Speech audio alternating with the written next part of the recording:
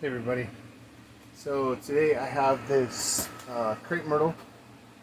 I grew this tree from an air layer off of a large crepe myrtle. It was a tiny little branch that started. I let the branch grow for a little while, and then I put this little ball on the tree with some soil in it. Something I'm pretty sure I got this off of Amazon. You can get different sizes. I just wanted to get one and see how it worked, and obviously it works. So I'll probably be getting some more of them so that I can do more air layerings at one time. You know, because doing one at a time takes a while. It takes a couple of weeks to a couple of months to get an air layer to start rooting. So one of the ways that I've found that you can tell if a air layer is taken and it's starting to root without pulling the pot or the ball or whatever off, because a lot of times you can use a pot like one of these type of pots, and you can cut it down the middle to the center, cut a little hole in the bottom of it, and then open it up, put it on the tree, and do your air layer that way. I'm not going to do the whole process of the air layering in this video. I'm just going to show you what to do when it's ready to come off, because that's where I'm at on this one. I'll probably do another video later on down the road on how to set this up. I've got a couple other trees that I want to set up. So let's get started. So basically what I'm going to do now is look over the tree. I'm going to take the camera off real quick because you can't see the top of this. Alright, so right here is the spot where the air layer is going to happen. And then this is the part of the tree that I'm going to be taking off. Right? So this right here is new growth and new growth and new growth. So you want to do this to a tree that is healthy, that is growing. I've got this leader right here. Camera that goes all the way out to here. That's a really long shoot. I'll trim that one back. I don't want it to go too crazy, because when you let them run, they thicken up. You can tell that here. And I don't really want that to be thickening up too thick, because that's going to be the top of the tree now, as you can see. So this is the highest part of the tree. That is the current apex, and I just didn't like where the apex was at on this tree, so that's why I'm air layering it. Air layering it, you can get another tree out of a tree, so it just makes a lot of sense. Later on I might air layer this piece off too. I'm not 100% sure. We'll see how it grows for a year or so, or a year or so I say, but who knows, maybe I'll change my mind later. Anyway, so I'm going to take this off, show you what it looks like. I'll put the camera back so I have both hands. I'll probably move this in a little bit more. There we go, like that. Alright, so it's got this little flap on it here that hooks up to the other side. So I'm going to take it off nice and gentle. Don't want to disturb the roots as much as possible in here. On the video that it showed for the advertisement for this thing, it showed the dirt just staying in there on the tree. If it's got more roots, all the dirt should stay on the tree, but it's not a big deal. Only one little root broke off. And honestly, that's what happened when I originally did this whole tree's air layer. It didn't have a ton of roots, and obviously they grow roots really fast, so I'm not worrying about losing this air layer because of losing a root. Anyway, so when you do an air layer, you take the bark off, and I said I wasn't going to do the whole process, but anyway, you take the bark off of the trunk, put this on there. So you cut it. I'm going to cut it at the bottom of where I took the bark off,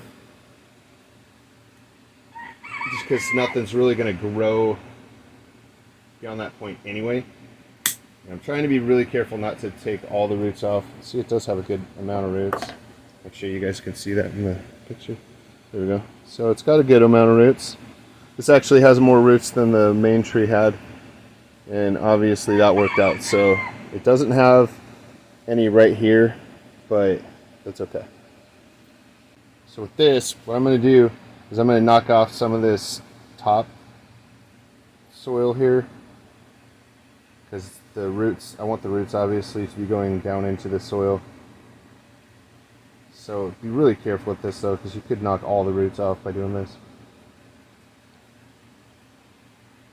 So I'm just gently, very, very gently doing that. So, all right, so that's good, just like that. So now what I'm going to do is I'm going to take this and I'm going to put it in a pot. All right, so this is a part of the garden that I haven't shown yet. I don't know if you can see my face, but that's okay. Anyway, so this is a compost tumbler, and these large pots right here are where I put my my cuttings and grass clippings and all that stuff. And I don't know if you can see this. I hope so.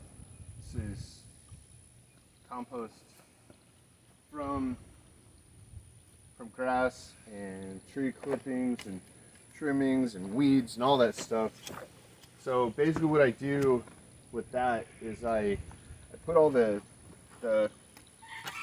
tree cuttings and the compost and the weeds and stuff in these pots, and I let it turn into dirt, and then I'll put it in here and I'll roll it, and then I'll leave this open so that the sun can get in here, and any weed seeds that are in the compost will sprout, start growing, and then I'll shut it, I'll spin it, and then I'll leave it open again, and a lot of those weeds will be uprooted, and then they'll die, and then the new ones will grow, and I'll do that quite a few times until eventually I get just dirt, just like this. This is some like soils from other pots that I've dumped out here that I'm changing the soil or whatever. I'll dump it in the pots too. So this is some soil and some compost. So basically, I'm just going to put the compost in the pot. There's not a lot of space in here, so this is my cute little shovel that I use.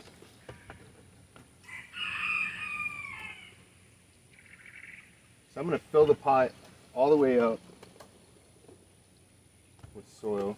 I don't know if I've shown this part of the process before, but so I'm going to fill it all the way up just like that. And it's all loose in there, right? So I'm going to take the tree and very carefully, because I don't want to break the roots off, obviously. And I'm going to put a little spot here, and then I'm going to hold the roots. And I'm going to push the roots and the soil down into the pot, very carefully holding the roots to make sure that they don't break. Then I'm going to push the soil in around the trunk like this. We're not worried about these bottom branches being all up in the way at this point, because they kind of are in the way. That's okay, because it's probably going to be a sacrifice branch anyway. I'm going to cut it off later, but I want to let the trunk thicken up. So just like that, now it's all potted up, and this is solid enough.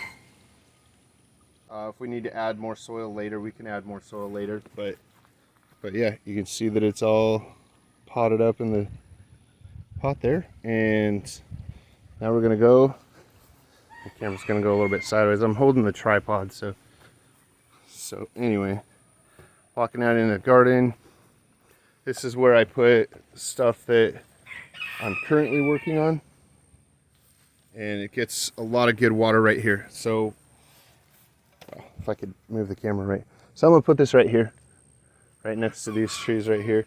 And this tree I'm gonna do some work on in the near future, waiting for it to grow some more. Let me know if you can tell what it is.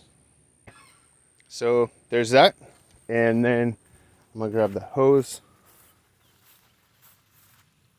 from over here. I got this tiny little hose from the dollar store. I don't know if you can see it. Yeah, you can see how small it is. I got a little bitty hose from the dollar store because it makes it easier to drag it through the garden. So now I'm going to just water the whole tree down. I'm going to give it a really good watering right now because I want that soil to be really wet for today because it looks like it's going to be a hot day today. And I'm leaving it outside. I'm not too worried about it being in the sun right here. These trees will block some of the sun from it, but it being wet like that will help. Some trees you don't want to put them right into the sun after you've repotted them like that because it will definitely kill them, but this one should do just fine. So all right everybody, so after I put the cutting out there and watered it and ended the video, I decided I probably should show you how to take care of the spot where you took the branch off after I already cut a piece off. So this is the piece that was here. That was what it looked like before I cut it off. So I cut this off. I'm not really thinking I'm going to keep this branch. I mean, I could grow another tree from that, but I'm just kind of overwhelmed with trees right now. So I am going to use my concave cutters, and I'm going to cut the little branches off right here. So I looked this tree over a little bit when I came back in from outside there and decided that I want this to be the apex of the tree. Let me see if I can get this tree is a lot taller because of the pot, a lot taller than the other trees that I have. So I'm going to have this as the apex. So I've got all of this growing out here, which this could potentially be part of the apex too, and grow some of this up and have a dome top tree. So I'm going to work on that. I'm going to leave part of this here. I'm going to leave all this, that. So I'm going to cut this back though because I want this branch to thicken up slower than it is, because if I just let this run, it's going to get like this thick in a couple of weeks. These guys grow really fast. So I'm going to cut it back to 4 leaves right here.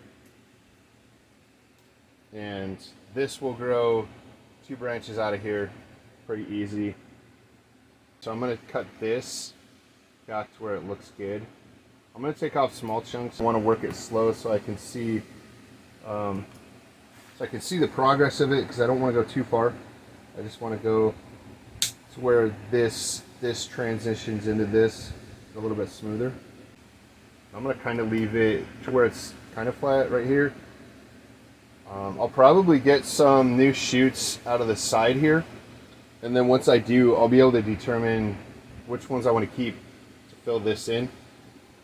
I cut off all the ones that were above it, but I wanted it to be smooth like this, so I had to cut those off. But I'm pretty sure I will get some new shoots right out of here. That looks pretty good. So yeah, I think that's gonna do it for that spot. I'm gonna cut a couple of the smaller dead twigs off. I did a pruning on this not too long ago. I don't think I did a video on it. I just chopped it up. There was a lot of long shoots, and I just chopped them all way back. And I've got a lot of new fresh long shoots. This is all pretty much new growth. This one isn't, and this one isn't. And the dark leaves are where I cut it back to.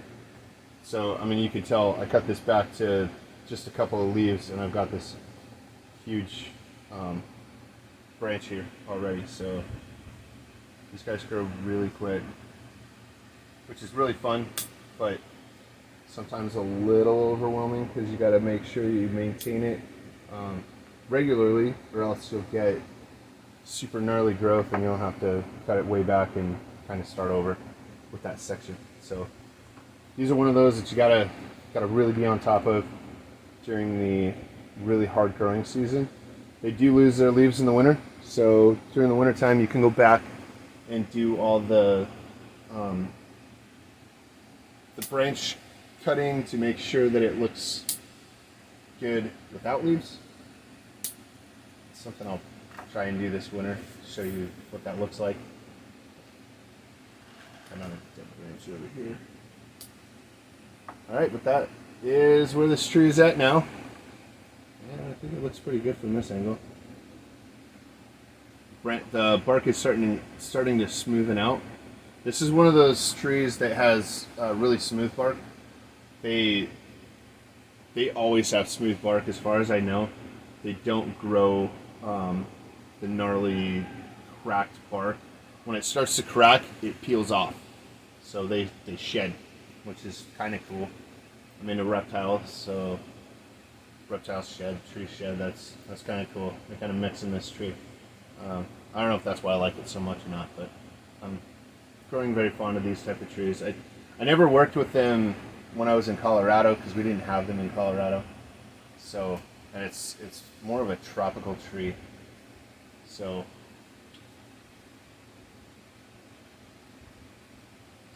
that's that, and I'll re-end the video.